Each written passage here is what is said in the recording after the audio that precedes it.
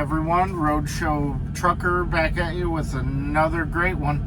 I just wanted to pop on here and chat for a little bit. I am at a Petro truck stop in North Baltimore, Ohio, and I'm heading to Michigan to pick up a load and take it to Pennsylvania. I'm about, 80 miles away.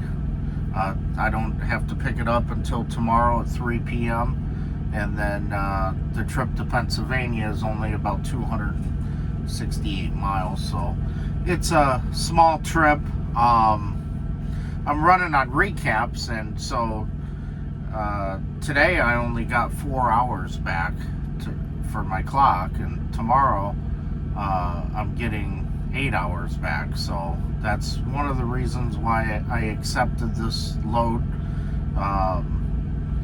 It's like $1.30 a mile, but I took it.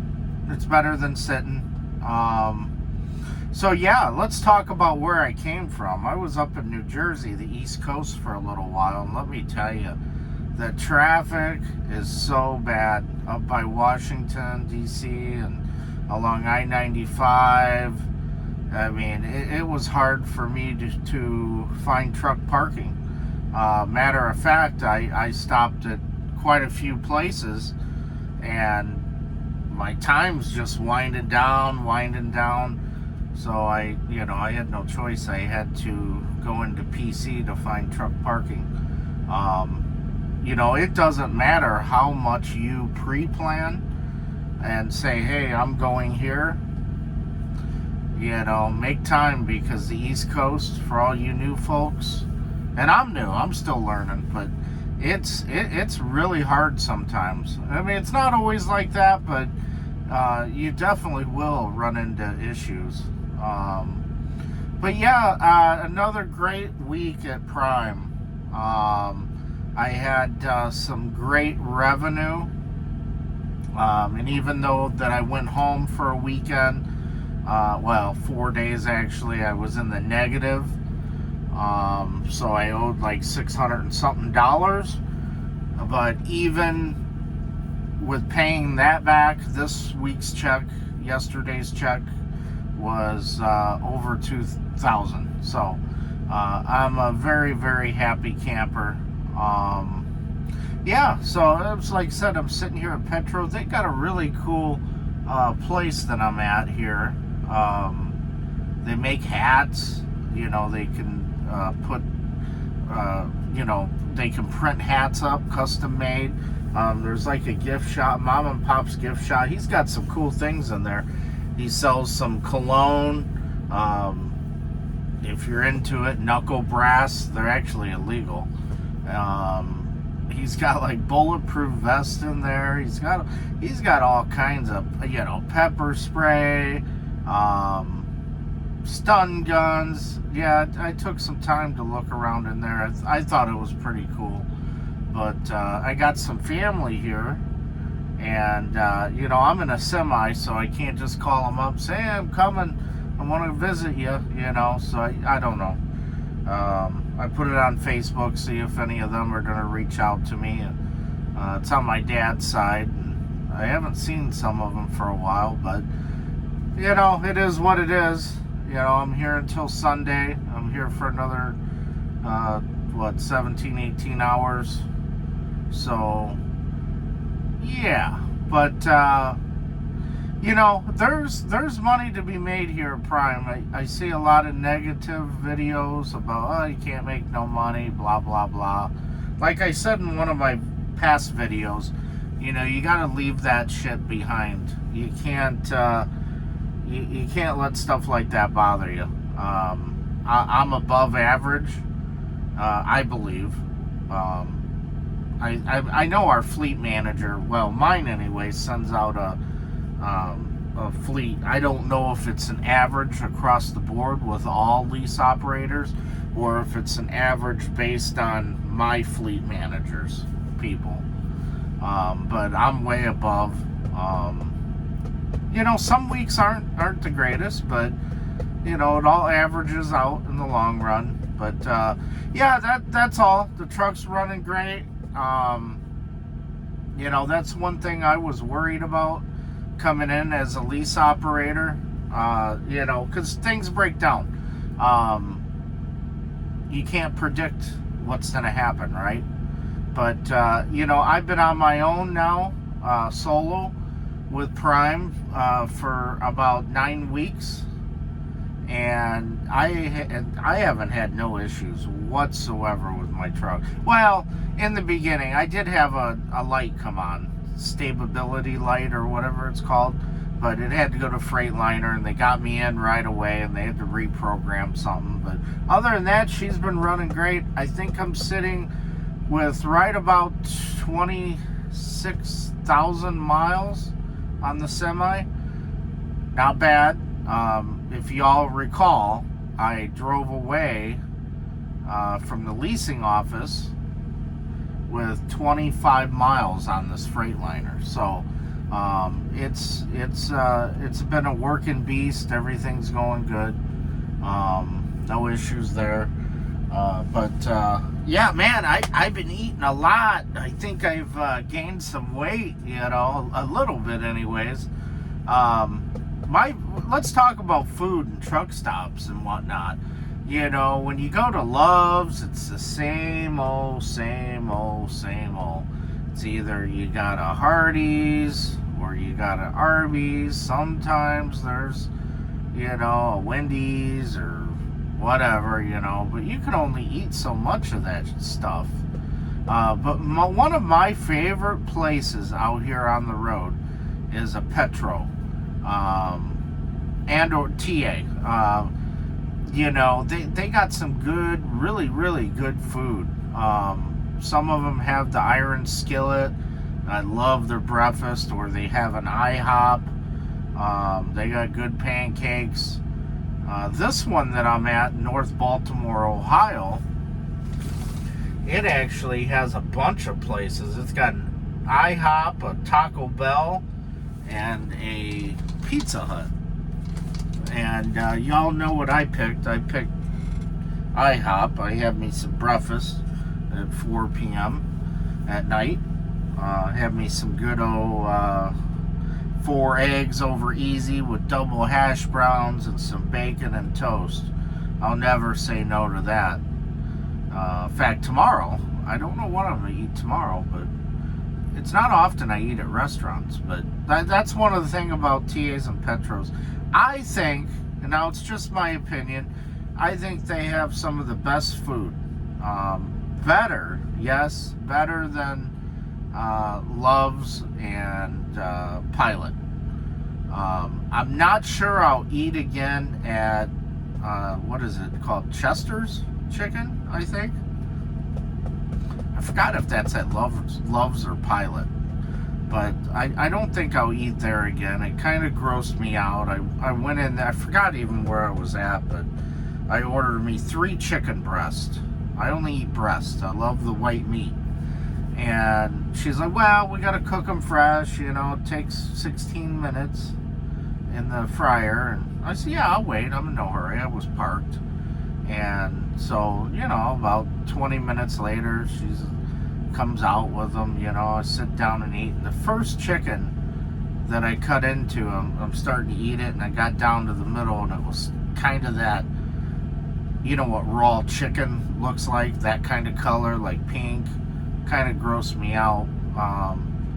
And I don't know, because it just came out of the fryer. You know, I heard chicken cooks even when it's done.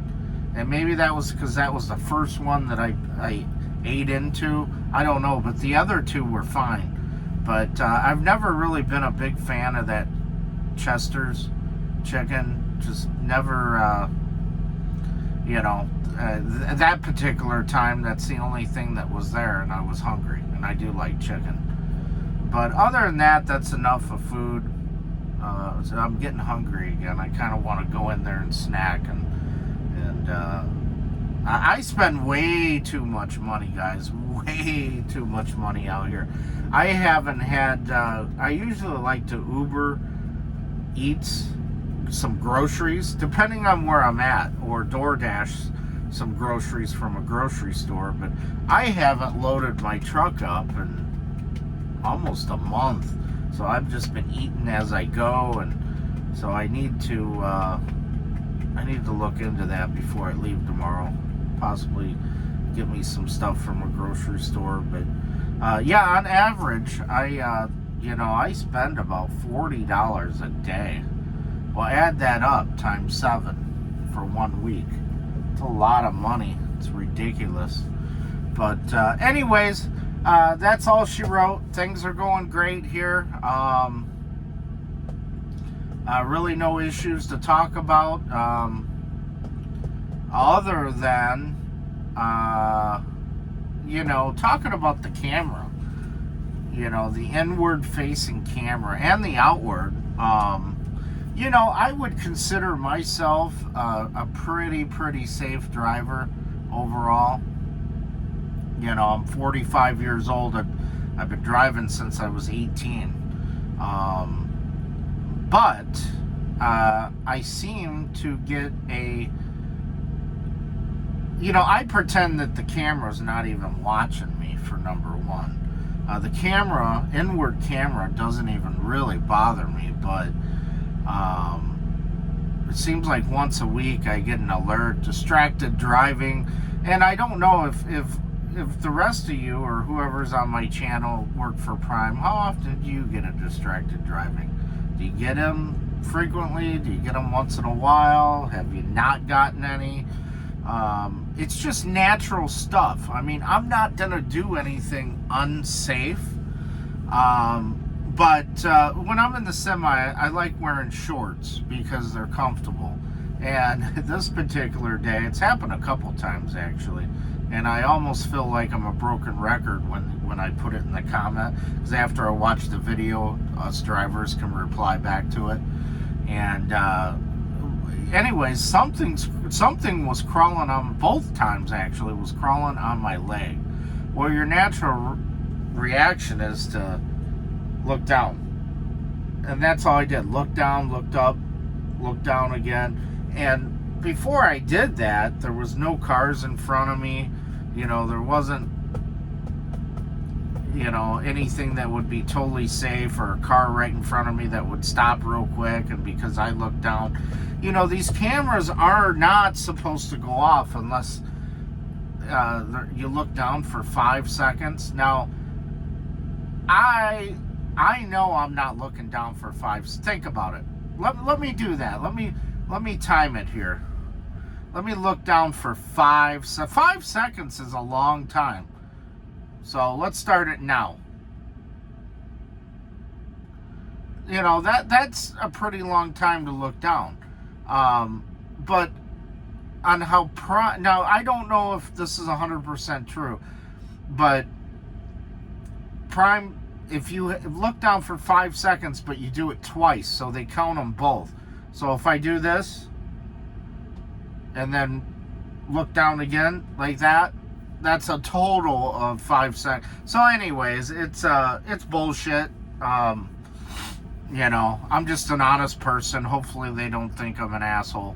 But I'll reply back, yes, I most certainly looked down. I felt something crawling on my leg. Could have been a spider, could have been a fly, not sure. But anywho, and as far as the other one that I got, running a red light, I think in 2 months I've gotten 2 of those. It's not literally running a red light, folks. The light is not red in front of me, and I just go flying past. It's one of those things where I'm coming up to an intersection, and it's, the light will turn yellow at the worst time. There might be a car riding your ass, and you got a split second to decide, do I slam on those brakes, basically stop real quick, and risk the car hitting me, or do I just continue through? So it's just one of those. So the front of my semi could be just a little bit past halfway through right when it turns red, and the camera. When the camera sees that red, if it detects that red at all, even though you're halfway through, it will generate an alert. And it's aggravating. I think, it really is because, I am a safe driver, a very safe driver. I've never been in no accidents, and I just don't know, it's you all that are YouTubers, you know what I mean. If you drive a semi, you know that sometimes it's hard to judge that, but yeah, other than that, everything's been peachy, guys. It's Saturday. Tomorrow is Sunday, June 15th. Happy Father's Day to all you wonderful fathers. I know I won't be home to see my daughter, but I know she'll call me or whatnot, and maybe next year. I'll come home and spend some time. I'm sure she'd like that, but anywho, we will talk to you all later.